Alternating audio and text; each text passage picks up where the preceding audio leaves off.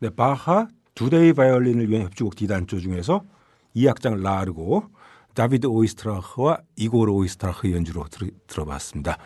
제가 듣기에는 바하의 많은 곡 중에 이 곡이 제일 아름답지 않나 그런 생각도 들어요.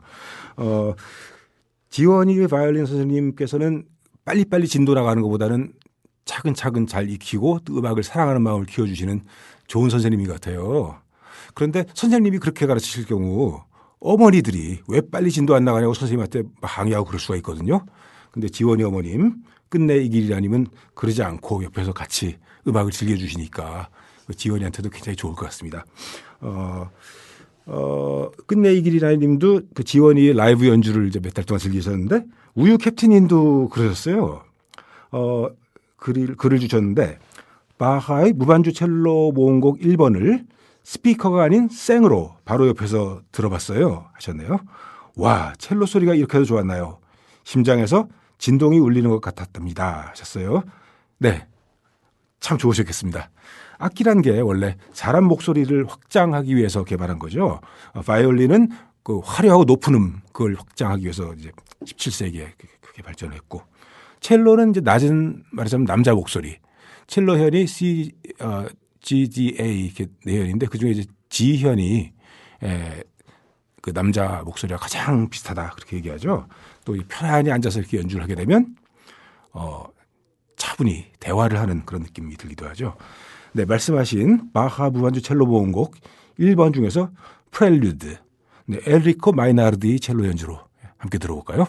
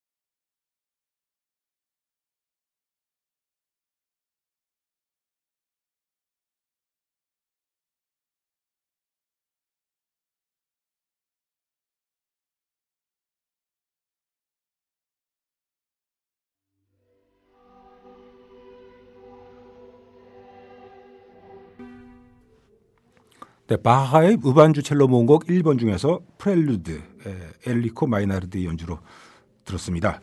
네, 이 무반주 첼로 모음곡은 듣기에 굉장히 단조로울 수 있죠. 화음도 별로 없고 그냥 선율만 구불구불구불 흘러가는데 바로 그렇기 때문에 바하 선율의 진수를 맛볼 수 있다. 그런 곡이죠.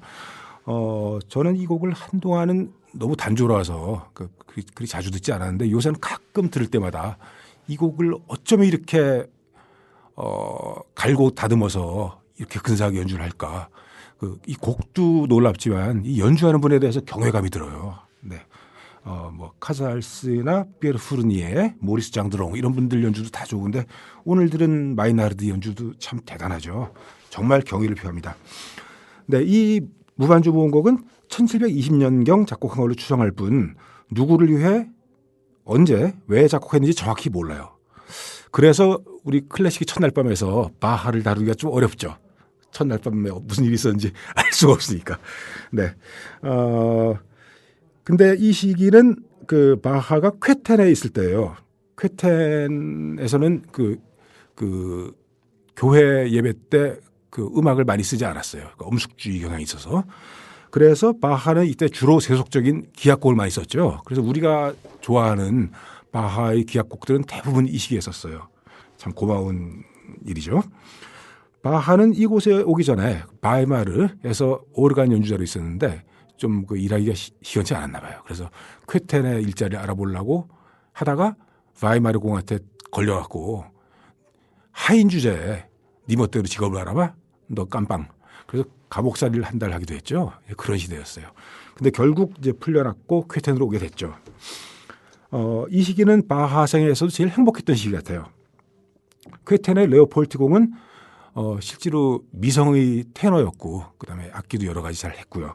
바하와 함께 이제 합주를 즐겨 했죠. 바하는 이분을 음악을 좋아할 뿐 아니라 음악을 아는 분이다. 뭐 이렇게 말했어요. 그런데 약 5년간의 쾌텐 시절이 끝날 무렵이 됐죠. 이 레오폴트 공이 프레데리카 헬리에타라는 분하고 결혼을 했는데 이 헬리에타 이분은 음악을 좋아하지 않았어요. 그래서 뭐 저런 걸 하느라고 많은 돈을 쓰느냐 뭐 이런 불평을 했던 것 같아요. 그래서 바하가 이제 관두게 됐어요. 말하자면 좋을 때는 애완견처럼 옆에 두고 이제 뭐 같이 어울렸는데 이제 필요 없어지니까 버리는 그런 애완견처럼 된 거죠. 이때 이제 새 일자리를 구하려고 브란덴부르크 공한테 6곡의 협주곡을 써서 보냈어요. 그게 바로 우리가 잘 아는 유명한 브란덴부르크 협주곡이 되는 건데요. 그 또한 이제 허사가 되고 결국 라이프치히의 토마스 교회에 가까스로 합격해서 이제 일자리를 구하게 되죠. 근데 토마스 교회는 여러 가지 그 음악뿐 아니라 라틴어 교육, 식사 예절 뭐 등등 온갖 구질구질한 일은 다 시키는 그런 곳이었고요. 또 뽑을 때 인류를 못 뽑으니 이류, 바하 같은 이류라도 이제 받아준다 이런 식으로 뽑았죠. 근데 바하는 애들을 키워야 되고 그러니까 이렇게 묵묵히 일을 한 거죠. 그래서 다시 브란덴부르크 협주곡으로 이제 돌아오는데요. 그 브란덴부르크 협주곡 중에서 2번은 인류를 대표하는 음악 중에 하나예요. 1977년 보이저호를 이제 발사를 하게 되는데 여기에 이제 어떤 외계 생명체가 만날 거를 대비해서 그 지구의 50가지 언어로 된 인사말 여기에는 안녕하세요라는 한국말도 들어있어요. 그 인사말을 넣고 그다음에 운명경곡을 비롯한 클래식 곡들 그리고 동물의 소리, 자연의 소리 이런 걸 담아서 이제 쏘아 보냈죠. 이 보이저호는 지금 이제 태양계 경계를 벗어나서 날아가고 있는데요. 그 중에 맨 앞에 들어있는 곡이 바로 브란덴부르크 협주곡 2번이에요. 이 2번은 그러니까 6곡이 다 악기 편성이 다르거든요.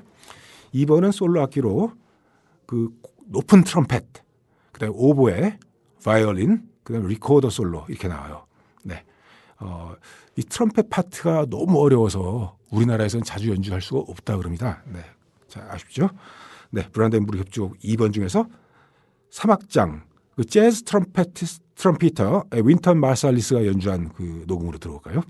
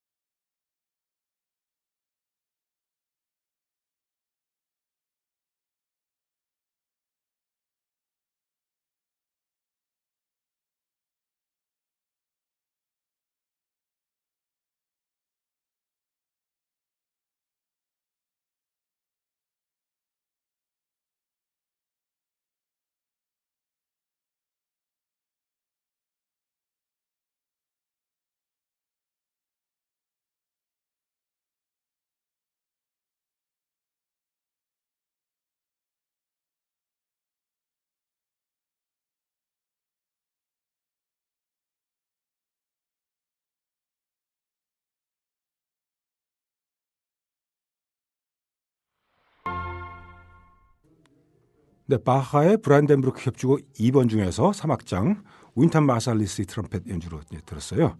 네, 오늘은 끝내 이 길이라님하고 우유 캡틴님 덕분에 바하 음악을 참 덕분에 잘 들었습니다.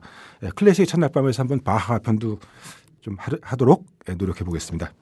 네, 지리산 연희님 글 주셨어요. 네, 우리 연희. 네, 방송 듣다 깜짝 놀램. 최도사 오라버니한테 댓글 달기 방법 가르쳐 드렸는데 이렇게 달고 음악 신청까지 하다니 정말 놀라울 따름이에요. 네, 늘 잘 듣고 있어요 오라버니. 네, 하트 2개 했어요. 우리 연희는 간호사죠. 2008년 촛불 집회 때 다친 사람 응급치료해 주러 정말 뛰어다니다가 전투경찰한테 맞기도 하고, 네, 참 순수한 마음으로 뜨겁게 살다가 아무튼 지금은 이제 지리산에서 봄이 오면 고로쇠 캐고 버섯 따고 뭐 농사 짓고 그러면서 살고 있죠.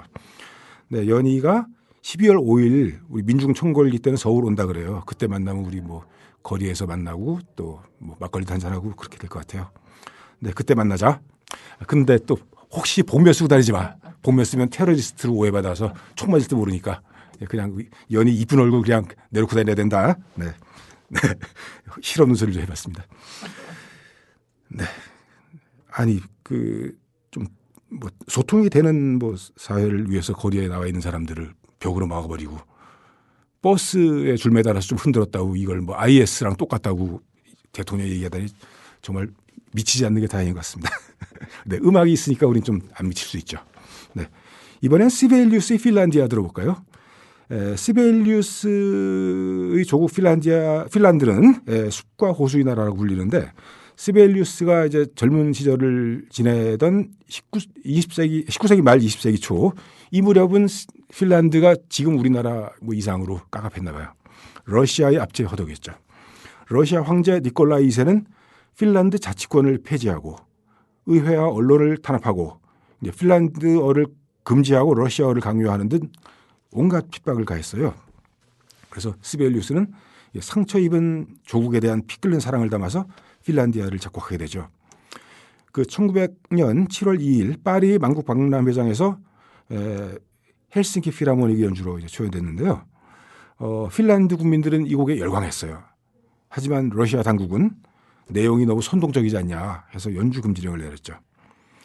마침내 4년 후 1904년 핀란드 국민들이 총파업을 일으켜서 뭐 러시아 정부가 충격을 받고 한 걸음 물러서게 되죠. 그래서 핀란디아도 해금됐고 그전에는 핀란디아는 제목도 못 쓰게 했는데 수오미라고 불렀었는데 호수의 나라 수오미라 했었는데 이제 제목도 당당히 핀란디아로 이렇게 회복됐죠. 그 금관의 묵직한 포효 그다음에 팀파니의 어떤 그 웅장한 울림 우리 시작해서 감정이 서서히 고조되고 나중에는 이제 당당한 그 민중의 행진으로 이어지죠. 네, 시베리우스 핀란디아 헬싱키 필하모닉과 폴리테크 남성 합창단의 연주로 들어보시겠습니다.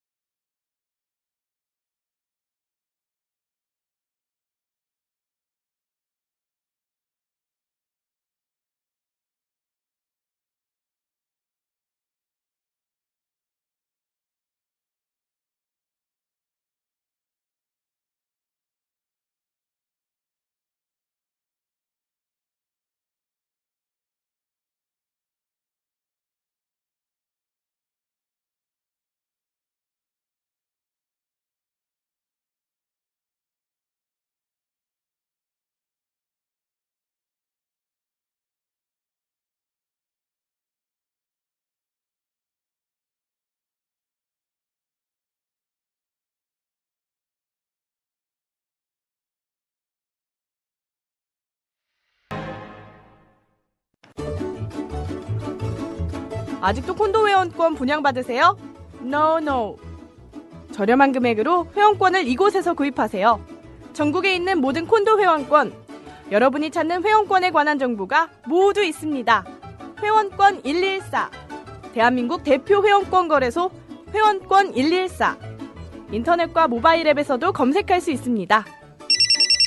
02544-6114, 02544-6114. 지금 바로 전화주세요. 회원권 114. 대한민국 투어. 우리 국민TV 남덕수 조합원님께서 운영하시는 이 대한민국 투어. 이분이 그 20년 경력의 베테랑입니다. 이분의 어떤 경험을 여러분께서는 그냥 버스에 앉아가지고 다 빼먹는 거예요. 20년 동안 쌓아둔 그 빅데이터. 그렇죠. 버스가 이제 28인승 최고급 리무진 버스도 있고 45인승 좀 더 많은 분들이 타실 수 있는 이런 버스도 있으니까 고급진 여행도 바로 남덕수 조합원님과 함께라면 가능하다. 문의 전화는요 1599-2686번입니다. 1599-2686. 버스 여행하면 2686이 딱 생각이 나네요 벌써. 1599-2686번 아니면 네이버나 다음 같은 그 검색창에서 대한민국 투어 이렇게 검색하셔도 되고요. 그리고 웹사이트 대한민국 투어 한글로 쓰시면 됩니다. 대한민국 투어.kr 이렇게 검색하셔도 언제든 들어가실 수 있으니까 우리나라 국내 여행들도 많이 애용하시기 바라겠습니다. 대한민국 투어였습니다. 네, 시베리우스의 핀란디아. 끝부분의 합창은 핀란드 창가죠. 가사는 오 핀란드여 보아라 날이 밝아온다. 밤의 두려움은 영원히 사라졌고 하늘도 기뻐 노래하네. 나 태어난 이 땅에 아침이 밝아오네. 핀란드여 높이 일어나라. 노예의 굴레를 벗은 그대. 압제에 굴하지 않은 그대. 오 핀란드 나의 조국. 네, 근데 이 핀란드 창가는 핀란드 국가는 아니죠. 기존의 국가랑 혼동할 것 같아서 채택되지 않았다고 합니다. 네, 클래식의 첫날 밤. 오늘은 시베리우스 교향곡 2번이 초연되던 날로 가볼까요? 1902년 3월 8일 헬싱키 필하모닉 소사이어티. 시베리우스 자신의 지휘로 이 교향곡 2번이 초연됐습니다. 아직 러시아의 압제 아래 있었고요. 핀란디아가 아직 연주 금지 상태였어요. 핀란드 청중들은 이 새로운 교향곡에 열렬히 눈물을 흘리며 환호했습니다. 평론가들도 모든 예상을 뛰어넘는 작품이다. 절대적인 걸작이다. 이와 비슷한 곡은 지금까지 들어본 적이 없다. 이렇게 평했습니다. 네, 이 곡은 그때부터 지금까지 시베리우스의 7교향곡 중에서 가장 사랑받는 곡이죠. 네, 올해는 시베리우스 탄생 150주년인데요. 우리나라에서도 김대진이 지휘하는 수원시향이 6차례에 걸쳐서 시베리우스 교향곡 전곡을 연주했습니다. 오늘 수원 SK 아트리움 그리고 내일 서울 예술전당에서 교향곡 1번을 연주하면 이 대장정이 끝나게 되죠. 우리가 즐길 만한 클래식 레퍼토리를 넓혀준 아주 고마운 연주회라고 할 수 있습니다. 저는 이 시베리우스 전곡 사이클 중에서 거의 다 가봤는데요. 특히 10월 23일 방금 말씀드린 교향곡 2번을 가서 들었는데 참 좋았어요. 첫 악장은 우수라고 할까? 한숨, 탄식 뭐 그런 느낌으로 시작을 하죠. 어떤 사람은 이게 뭐 전원을 묘사한 거다 그러는데 실제 그 스토리를 알아보면 그렇지는 않고요. 우수와 한숨 그로 시작하는데 마지막 피날레 4악장에서 환희가 폭발하죠. 그 마지막 악장을 듣고 있노라면 뭐랄까 좀 무식한 해설인데 눈물 범벅이 돼 있는데도 환희 웃음을 짓고 있는 그런 표정. 그러니까 우리나라로 치면 일제 때 그 시문 선생이 그날이 오면이라는 시를 쓰셨죠. 그날이 오면은 상박산이 일어나 더덩실 춤이라도 추고 한강물이 뒤집혀 용서 숨칠 그날이 이 목숨이 끊기기 전에 와주기만 하면 나는 종로의 인경을 머리로 들이받아 울리오리다. 두개골은 깨져 산산조각이 나도 기뻐서 죽사오매 오히려 무슨 한이 남으오리까. 뭐 이런 시가 있었는데 바로 이런 느낌을 저는 받았어요. 딱 이 피날레를 듣다 보면 뭐랄까 구름 위로 다 날아오르는 느낌, 그다음에 파란 하늘이 확 펼쳐지는 느낌. 네, 상당히 이제 무식한 해설처럼 들릴 수 있는데 실제 이 교향곡을 처음 녹음한 지휘자 로베르트 카자누스라는 분이 있었는데요. 이분은 이분도 그렇게 해석했어요. 이분은 시베리우스의 친구로서 이분이 해석한 거는 시베리우스 자신의 해석으로 봐도 무방하다 이렇게 평가되죠. 당시에 시베리우스가 특별히 뭐 작곡 노트를 남기지 않았어요. 뭐 이런 독립을 위해서 이걸 썼다고 뭐 까놓고 얘기할 수 있는 상황도 아니었으니까요. 그래서 이 지휘자가 그렇게 해석했는데 제 느낌과 통하는 게 아닌가. 그래서 이 교향곡 별명을 독립, 인디펜던스 교향곡이다 그렇게 부르기도 하고 핀란드 해방 교향곡이다 이렇게 부르기도 하죠. 네, 김대진 지휘 수원시향의 연주로 이 4악장 부분을 들으셨습니다. 무척 훌륭하고 감동적인 연주였죠. 네, 오늘은 시베리우스 교향곡 2번 D장조 중 4악장을 들으면서 인사드리겠습니다. 네, 감사합니다.